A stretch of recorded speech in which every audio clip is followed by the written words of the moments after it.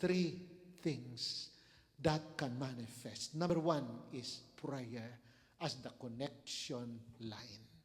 Prayer, as we pray, connection line, direct dial, alam natin ang Jeremiah 33 verse 3. Call to me and I will answer you and show you great and mighty things which you do not know. Direct dial number, call to me. Prayer. Prayer is the connection line.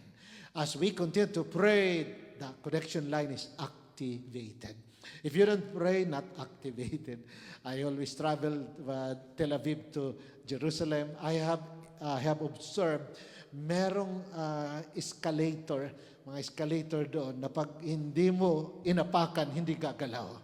Di ba? Yung may escalator na sa Jerusalem. Pagdating ng Jerusalem, puro escalator. Maliban na lang pag mag-elevator ka, pero para yun sa matatanda at mga disabled, yun ang priority. Pero pag nag-escalator ka, walang mga tao, ikaw ang una.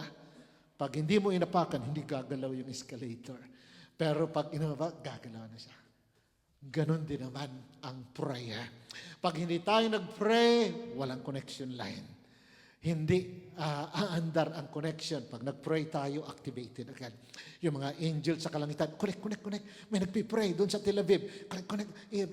Connection. Okay, clear. Okay, connect to the Father. Ang Father nakikinig agad. Nagpipray ang aking anak. Abay, umiiyak pa. Ang heart ng Father ay natatouch. Kaya anong sabi ng Revelation 21:4? Papahirin niya ang luha ng ating mga mata. Kahit wala pa tayo sa book of Revelation, God can do it in advance pag natouch siya sa ating prayer.